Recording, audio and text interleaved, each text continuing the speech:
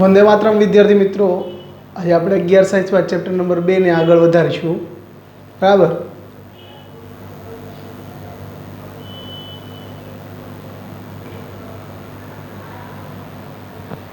Okay, તો લંબાઈનો વિસ્તાર. બરાબર. ગઈ વખતે આપણે દ્રષ્ટાંત ભેદની રીતને બધું જોયેલું. હવે આપણે જોવાના છીએ 11 સાયન્સની અંદર ચેપ્ટર નંબર 2 એકમ અને માપન પદ્ધતિની અંદર. બરાબર. લંબાઈનો વિસ્તાર. આમ તો છે ને,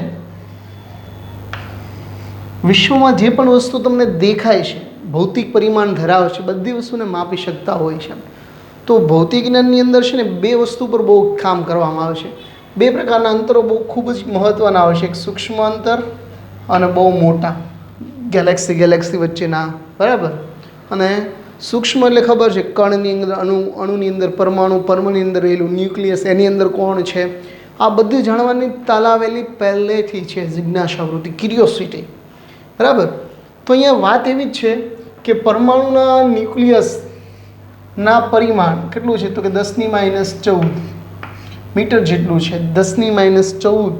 બરાબર. ન્યુક્લિયસનું, પરમાણુ નહીં. બરાબર. પરમાણુ કેટલું થશે? 10⁻15 જેટલું, માઇનસ ઘાત છે એટલા માટે. અને દેખાતું વિશ્વ, અલૌકિક વિશ્વ, તારા વિશ્વની લંબાઈ 10⁻26 મીટર છે. આગળ આંકડા ઘણા બધા છે, પણ એ આપણે એક્ઝેક્ટલી ખબર નથી. બરાબર. તો ખબર છે તો એને આપણે અહીંયા અત્યારે જરૂરી નથી. બરાબર.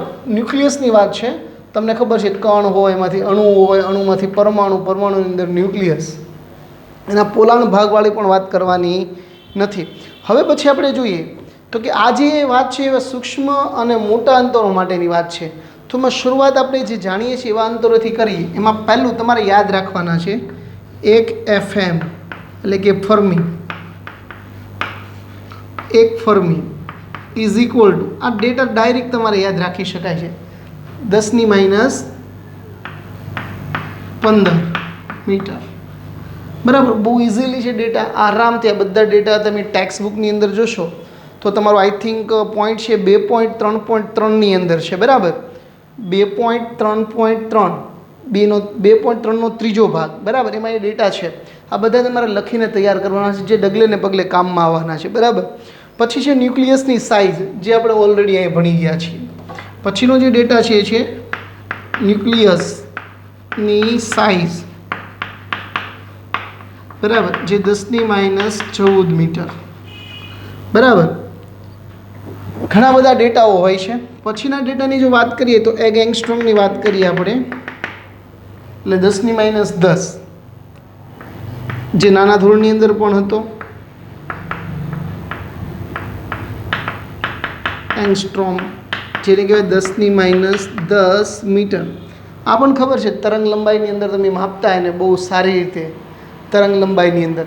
બરાબર. આ બધા જ ડેટા હજી કહું છું 2.3.3ની અંદર આપેલા છે. બરાબર. હવે આગળ વધીએ. પછી તમને ઓલરેડી ખબર છે નેનોમીટર.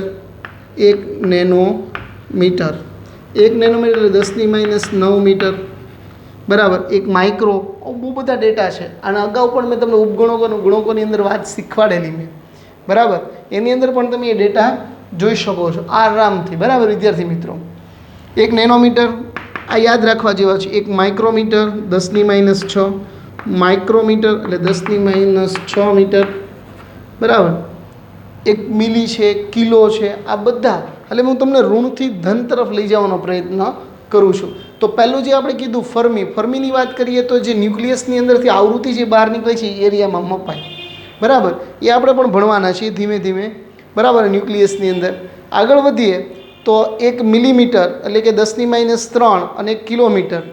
અને આપણે ક્યાં જઈશું? પ્લસમાં જઈશું. 1 મિલીમીટર 1 મિલીમીટર 10⁻3 મીટર. અને 1 કિલોમીટર એટલે 10⁻3 1 કિલોમીટર. બરાબર. આ ડેટા યાદ રાખવા જેવા છે. 1 ગીગા 10�6. બરાબર. મેગા 10�6 થશે. ગીગા અને હેક્ટાને આપણે ભણેલા, જેને આપણે ઉપગણકો અને પૂર્વ ઉપગણો કીધા હતા. હવે પછી એ માની લ્યો કે તમારી પાસે 1 મેગા હોય, 1 મેગામીટર તો શું થશે? 10⁻6 મીટર. બરાબર. માઇક્રો અને મેગા ધ્યાન આપવા જેવી વાત છે. પછી આમના સિવાય પણ એક વિશિષ્ટ છે, બરાબર, જેને કહીશું એક આપણે એસ્ટ્રોનોમિકલ યુનિટ. સૂર્ય અને પૃથ્વી વચ્ચેનું જે અંતર છે ને એસ્ટ્રોનોમિકલ યુનિટ કીધો. પાર્સેક, બરાબર, પ્રકાશ વર્ષ. આ બધાના ડેટા હું અત્યારે તમને અહીં લખી આપું છું, થોડી વારમાં આપણે એને તારવીએ પણ. તો પહેલો ડેટા છે એક એસ્ટ્રો એટલે AU, બરાબર, એક AU બરાબર 1.496 ગુણ્યા 1011 મીટર.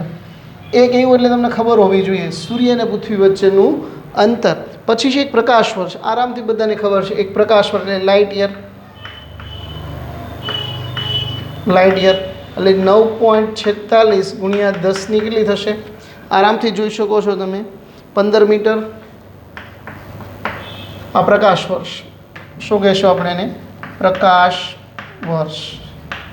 આને કહેવાય એસ્ટ્રોનોમિકલ યુનિટ, બરાબર. આ ડેટા આપણે તારવવાના જ છીએ આપણે.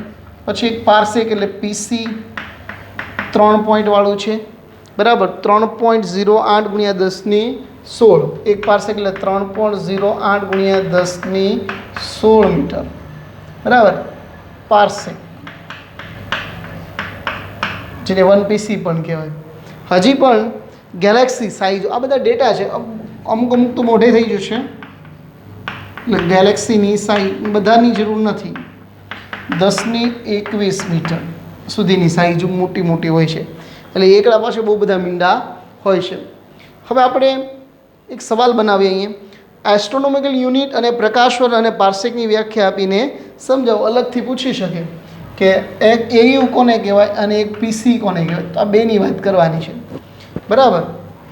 એક AUની જો વાત કરીએ, એસ્ટ્રોનોમિકલ યુનિટ સરેરાશ અંતર છે, બરાબર, આરામથી તમે ગણી શકો છો. એની અંદર તમારે પ્રકાશ વર્ષને પણ કાઉન્ટ કરવું પડશે. એસ્ટ્રો, નવો સવાલ છે તમારો. એસ્ટ્રોનોમિકલ યુનિટ, તો આપણે ખબર છે એને શું કહેવાય? એક AU. એક AUની વાત શું કરી હતી કે સૂર્ય અને પૃથ્વી વચ્ચેના અંતરને, આ અર્થ અને આ સન, આ જે વચ્ચેનું અંતર છે એને શું કહેવાય? એક AU, બરાબર. સૂર્ય અને પૃથ્વી વચ્ચેના સરેરાશ અંતરને શું કહેવાય? સૂર્ય અને પૃથ્વી વચ્ચેના સરેરાશ અંતરને એક AU કહેવાય. અને એક AUની કિંમત થશે 496 ગુણ્યા 1011 મીટર. આ કિંમત, આ ડેટા છે, દાખલામાં કામ આવવાના છે. બીજું એક પ્રકાશ વર્ષની વાત કરીએ તો કે શૂન્યાવકાશમાં પ્રકાશે 1 સેકન્ડમાં જેટલું અંતર કાપે એને શું કહીએ છીએ આપણે? પ્રકાશન, બરાબર. પ્રકાશ શૂન્યાવકાશમાં 1 વર્ષમાં કાપેલા અંતરને શું કહેવાય છે? શૂન્યાવકાશમાં પ્રકાશે 1 વર્ષમાં કાપેલ અંતરને શું કહેવાય? 1 લાઇટ યર, LY કહે છે. આરામથી કહી શકો છો, બરાબર. શૂન્યાવકાશમાં પ્રકાશનો વેગ c તમે આરામથી લખી શકો છો 3 ગુણ્યા 10⁸. એ પણ યાદ છે, પણ આપણું સૂત્ર ખબર છે, V = x/t. તો જો તમારી પાસે c હોય xt, તો કાપેલું અંતર x = c.t થાય. t એટલે સમય.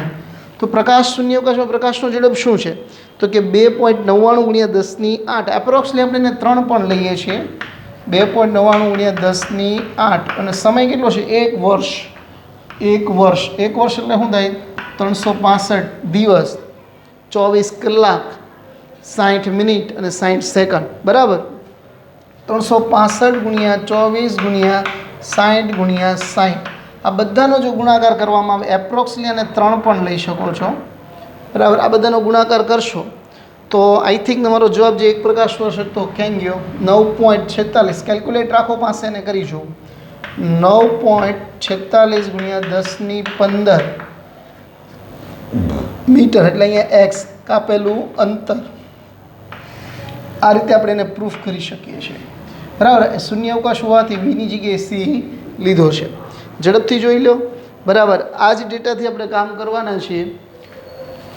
થોડા ડેટા જે જરૂરી છે, જેમ કે એક એસ્ટ્રો આવડવો જોઈએ, એસ્ટ્રોનોમિકલ યુનિટ આવડવું જોઈએ, માઇક્રો આવડવું જોઈએ, મેગા આવડવું જોઈએ. મેગા આપણે ન્યુક્લિયસમાં એમાં વાપરવાના છીએ, બરાબર.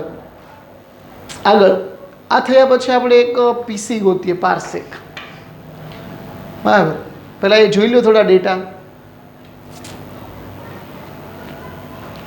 પ્રકાશ વર્ષ એ અવકાશી પદાર્થોના વચ્ચેના અંતર માપવા માટે વપરાય. આ વાત પણ ખાસ ધ્યાન રાખવી. અવકાશીય પદાર્થો, આ અંતરનો ઉપયોગ ક્યાં કરો છો? અવકાશીય પદાર્થ વચ્ચેનું અંતર માપન માટે. ઓકે. પાર્સેક એક પ્રકારનો ખૂણો છે, બહુ સરસ મજા આવશે, એને પણ આપણે નિભાવીએ.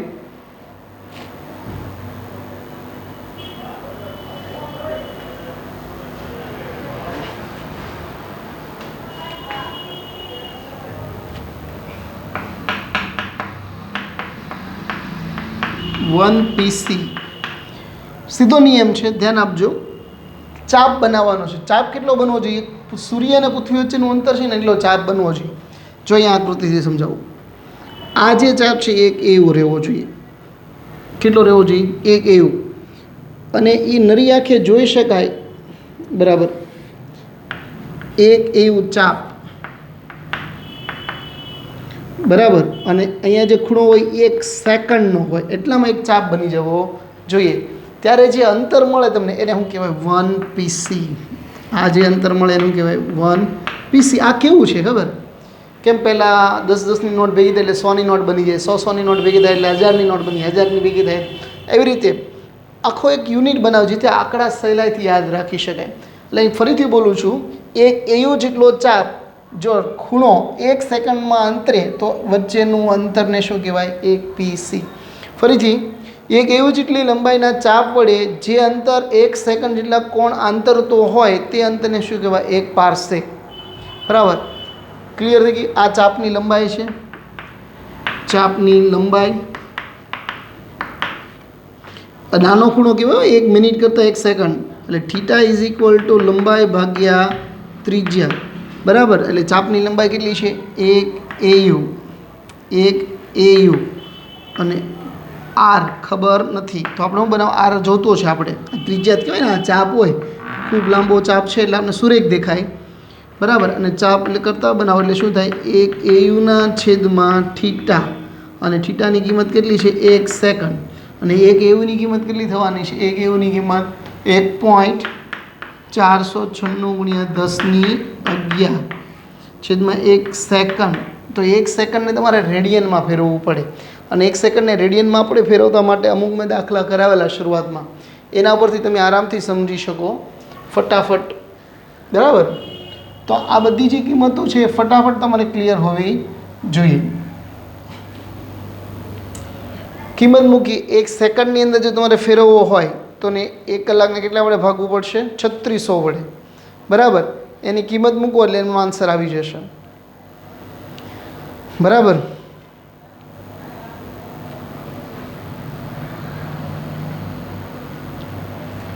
આગળ આપણે સાબિતી લઈએ થોડીક એની. 1 AU એટલે કેટલા થાય? 1.496 × 10^11 1 સેકન્ડ. પણ 1 સેકન્ડ માટે આપણે ખબર છે 1 ડિગ્રી એટલે કેટલા થાય? π/180. તો આ 1 છે એનો મતલબ એ શું થયું? 60 મિનિટ થઈ, બરાબર. એમાંથી 1 સેકન્ડ જોતી છે તો શું કરવું પડે? 60 × 60 એટલે 1 સેકન્ડ થઈ ગઈ, બરાબર. π/180. તો બંને સાઈડ જતા એટલે કાંઈ શું વધે? 1 સેકન્ડ × 1 સેકન્ડ એટલે 1 સેકન્ડ ઇઝ ઇક્વલ ટુ છેદમાં શું થાય? પાઈ, બરાબર. પાઈ. પાઈના છેદમાં શું આવશે? 60 × 60 × 180. તો આની કિંમત મૂકી શકાય. તો અહીં તમે સીધી રીતે કિંમત મૂકી શકો છો. પાઈના છેદમાં 60 × 60 × 180. સાદું રૂપ આપશો આરામથી તમારો એક સરસ મજાનો જવાબ તૈયાર હશે, બરાબર, છેદમાં પાઈ. અને આ અંતર જે છે એને 1 PC કહીએ, 1 PC. અને કેટલું છે? 3.08 × 10⁻16 મીટર. કેલ્ક્યુલેટ કરો ઝડપથી, મને કમેન્ટમાં જણાવો, લાઈક આપો, બરાબર. અચ્છા, એને બીજું એક કોષ્ટક નીચે આપ્યો છે, કોષ્ટકમાં પણ તમે વિગતો આપી છે એ ચેક કરજો. જેમ કે સરસ મજાની વિગતો આપી છે. પ્રોટોનનું પરિમાણ, ડેટા જસ્ટ માહિતી માટે છે, ક્યારેક પૂછી કાઢે તો ખાસ કરીને એમાં પૂછાતા હોય. એક છે પૃથ્વી અને ચંદ્ર વચ્ચેનું અંતર 10⁸, કાગળની જાડાઈ 10⁻5, બરાબર. પછી લાલ રક્તકણનું પરિમાણ 10⁻5 મીટરના ક્રમની છે, બરાબર. પછી અલૌકિત એટલે અલૌકિત વિશ્વની પરિસીમા સુધીનું અંતર તમે જે જોઈ શકો છો તે રાત્રે સૂતા હો અને આમ આકાશમાં જુઓ તો 10⁻26. એટલે નીચે કોષ્ટક આપ્યો છે, માત્ર જોવા પૂરતો જોઈ લો અને બને ત્યાં સુધી અમુક જ ડેટા એના યાદ રાખજો. અને ગુજરાત બોર્ડની અંદર એ પૂછાવાના નથી, પણ નીટ JEEની અંદર એને પૂછી શકીએ આપણે. એકવાર આખો ફકરો જોઈ લો, પછી આગળ ટોપિક લઈએ આપણે.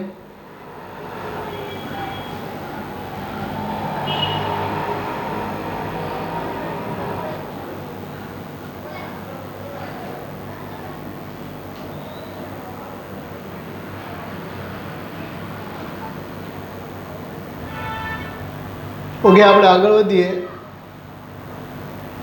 નવા ટોપિકમાં. દળનું માપન, પહેલાં લંબાઈનું માપન જોયું, હવે દળનું માપન. આ બધા ટોપિક તમારા માટે કોમન છે. આપણે 3 વસ્તુ ચેપ્ટરમાં જોવાના હોઈએ છીએ: દળ, લંબાઈ અને સમય, બરાબર. આ 3 વસ્તુની વાત કરવાના છીએ. આમે તમને દળ વિશે તો ઘણી બધી માહિતી છે, બરાબર. દ્રવ્યમાન કે દળ બે એક જ વાત. પદાર્થમાં દ્રવ્યના જથ્થાને, પદાર્થમાં રહેલા દ્રવ્યના જથ્થાને દળ કહેવાય. આ બહુ સિમ્પલ ડેફિનેશન યાદ છે, બરાબર. અને દળ એ લગભગ બધી જ ભૌતિક વસ્તુનો આંતરિક ગુણધર્મ છે, ઇન્ટરનલી. એની સાથે મૂળભૂત પાયાનો એકમ કહેવાય. દળ એ પદાર્થનો મૂળભૂત ગુણધર્મ છે, હોય જ, બરાબર. દળ તો હોય જ, એના વગર શક્ય જ નથી, બરાબર. અવકાશમાં પદાર્થની સ્થિતિ એ દબાણ, તાપમાન પર, દ્રવ્યમાન પર આધારિત નથી. બહુ સિમ્પલ વાત છે. અવકાશની અંદર કોઈ પણ ફેરફાર એવી રીતે થતા નથી, બરાબર. એના પર ડિપેન્ડ, તાપમાન અને દબાણ કે દ્રવ્યમાન ઉપર ડિપેન્ડ કરતી નહીં. અવકાશ પદાર્થ પર જે સ્થિતિ છે એની અંદર હલકી જ મહેસૂસ થાય. ગ્રહ હોય તોય ભલે, ચંદ્ર હોય તોય ભલે, બરાબર. બીજું, એમનો એસઆઈ એકમ kg નક્કી કરવામાં આવ્યો છે. અને આંતરરાષ્ટ્રીય પદ્ધતિ BIPM શું કર્યું છે? જુદી જુદી સંસ્થાઓમાં આના નમૂના મોકલે. અને 1 કિલોનો નમૂનો આપણે ઓલરેડી ઇરિડિયમ અને સીઝિયમવાળું જે ભેગું કરીને જોયો છે, એ ભારતની અંદર આંતરરાષ્ટ્રીય પ્રકૃતિ નવી દિલ્હીની અંદર, એટલે કે NPL જે લેબ છે, બરાબર. આ તોલમાપ પણ કહી શકાય, તોલમાપ એની અંદર રાખવામાં આવે છે. નમૂનાના આધારે આખા ભારતની અંદર એના જે બીજી પ્રકૃતિ એટલે સિમ્બોલ તૈયાર કરીને વેચી, જેથી અસ્તવ્યવસ્થા ન થાય, બરાબર. એટલે બધા એની રીતેનું કામ કરી શકે.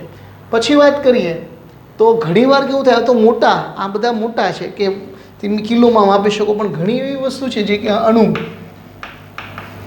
કે પરમાણુ જે ઘણા નાના દ્રવ્યમાન ધરાવે છે.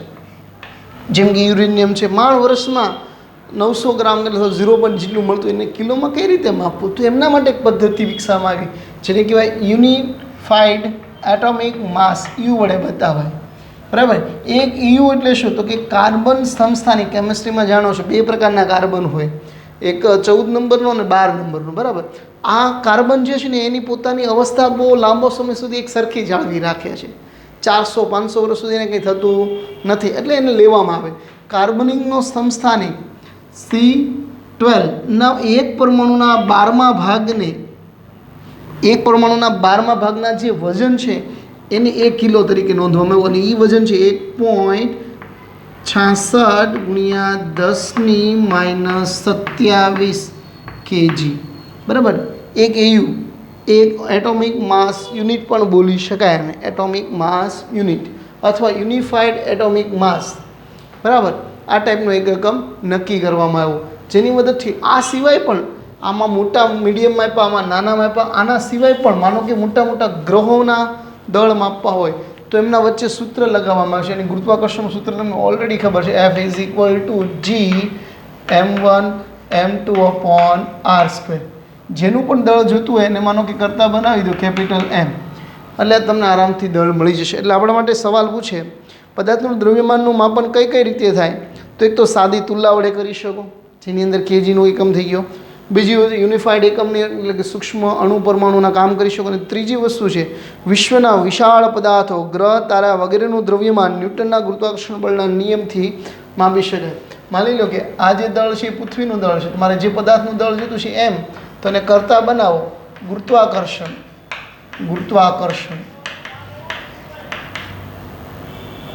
બળ પરથી, જેની અંદરથી વિશાળ ગ્રહ એમને કરતા બનાવો એટલે શું થાય, F/r સાર્વત્રિક અચળાંક G અને પૃથ્વીનું દળ ME.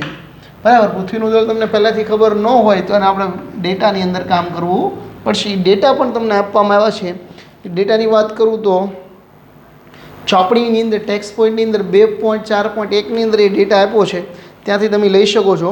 બરાબર. બીજી વસ્તુ નિયમવર્તી વડે સૂત્રથી નક્કી કરી શકાય છે. ન્યૂટનના ગુરુત્વાકર્ષણ બળના નિયમ અનુસાર ગ્રહ તારાના દળ નક્કી કરવા હોય, કોના? ગ્રહ તારાઓ. ગુરુત્વાકર્ષણ ન્યૂટનના નિયમ, અને ન્યૂટનનો નિયમ ગુરુત્વાકર્ષણ માટે છે, અને એમ કરતા બનાવો એટલે ત્યારે તમારી કિંમત શું જોઈએ, તો કે બે ગ્રહ વચ્ચેનું અંતર જોઈએ, બે વચ્ચે લાગતું ગુરુત્વાકર્ષણ બળ જોઈએ, સાર્વત્રિક અચળાંકની કિંમત અને પૃથ્વીની કિંમત, આ બધી કિંમત ખબર હોવી જોઈએ. બરાબર. એના માટે સમય લાગશે, થોડી થોડી ધીમે ધીમે આવડતી જશે, એક સાથે આવશે ત્યારે. આગળ બીજી એક વસ્તુ છે, સૂક્ષ્મ કણોનું દ્રવ્યમાન માપવું તો સ્પેક્ટ્રોગ્રાફ વડે નક્કી કરવામાં આવે, જેની અંદર શું છે, સ્પેક્ટ્રોગ્રાફની અંદર વાત કરીએ આપણે,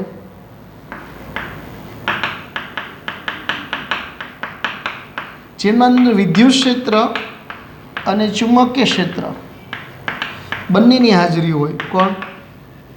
વિદ્યુત એટલે ઇલેક્ટ્રિકલ ફિલ્ડ અને મેગ્નેટિક ફિલ્ડ બંનેની હાજરી હોય. અને એમાં કણને નાખવામાં આવે, એને ઘુમાવવામાં આવે, અને જ્યારે એની ત્રિજ્યા અને દળ સમાન બની જશે, એટલે અહીંયા કીધું છે જેમાં સમાન વિદ્યુત ક્ષેત્ર અને ચુંબકીય ક્ષેત્ર વિદ્યુત ભારિત કણના ગતિમાનની ત્રિજ્યા અને તેના દળના સમપ્રમાણમાં હશે. ત્રિજ્યા તેના દળના સમપ્રમાણમાં થાય ત્યાં સુધી એમાં ઘુમાવવામાં આવે. આ રીતે વિદ્યુત ભારિત કણનું દળ નક્કી કરી શકાય. વિદ્યુત ભારિત કણનું દળ નક્કી થાય. બરાબર. બહુ ઇઝીલીથી તમે એને નક્કી કરી શકો છો. બીજી એક વસ્તુ છે, વિશ્વમાં જોવા મળતા પદાર્થોના દ્રવ્યમાનનો માપવાનો વિસ્તાર. વિશ્વમાં જોવા મળતા પદાર્થના દ્રવ્યમાન જુદા જુદા, જો આ બધી માહિતીવાળું છે, એટલે હું તમને એક હોમવર્કમાં પણ આપવાનું છે. સમયનું માપન તમારે હોમવર્કમાં રાખવાનું છે. બરાબર. આગળ વિશાળ માપક્રમની શ્રેણીમાં હોય છે. બરાબર. જેમ કે શ્રેણીમાં ઇલેક્ટ્રોન 10⁻⁻ કેજીથી સૂક્ષ્મ દળથી માંડીને આપણે વાત કરીએ, જેમ મેં લંબાઈમાં પણ કીધું હતું એક, અને એક અહીંયા ઇલેક્ટ્રોનનું દળ જે છે 10⁻31 કેજીથી લઈને 10⁵ કેજી સુધી માપી શકાય. એટલે સૂક્ષ્મમાં એટલા બધા નાના જાઓ છો ને મોટામાં આમ જાઓ છો, એટલા માટે તમને કોષ્ટક આપ્યો છે, એ પર નજર નાખી શકો છો. આ જે દળ છે તારા વિશ્વનું છે, તારા વિશ્વનું. આ છે ઇલેક્ટ્રોનનું. બરાબર. તારા વિશ્વની અંદર જો ઇલેક્ટ્રોનથી માંડીને છેલ્લે સુધી આપ્યું છે, સૂર્યને 10⁻30 સુધી કીધું છે, આકાશગંગા 10⁻21. આ ડેટા માત્ર જાણકારી માટે છે, તમે એને યાદ રાખી શકો. લાલ રુધિરનું કણ 10⁻13. બરાબર. જ્યારે આગળમાં લાલ રુધિર કણમાંનું પરિમાણ, એની સાઇઝ માપવાનું કીધું હતું, મતલબ કે એનો વિસ્તાર તો 10⁻5 હતું. એટલે આ બધા ડેટા ધ્યાનમાં રાખવા પડશે. બરાબર. આ તારા વિશ્વ અને આ ઇલેક્ટ્રોન. બરાબર. પ્રાચીન સમયમાં સમયના માપનમાં વાત કરીએ આપણે, તો પ્રાચીન સમયમાં ઊભી રહેલી વસ્તુ સૂર્યપ્રકાશના પડછાયાના આધારે કામ કરતા, રેતીના કારણે સમય નોંધવાની વાત હતી. બરાબર. જેમ જેમ સમય જતો ગયો એમ તમને ખબર છે અલગ અલગ સાધનો વિકસાવતા ગયા. બરાબર. એ બધી જે વાત છે એ તમારા સમયના માપનની અંદર આપેલી છે, અને એની અંદર એક પણ કોષ્ટક આપ્યો છે આવર્તકાળ તરીકે, અને વિશ્વનું આયુષ્ય માંડ્યું છે. બરાબર. એ બધી વાત પણ કોષ્ટકમાં મૂકી છે, એ જાણકારી માટે.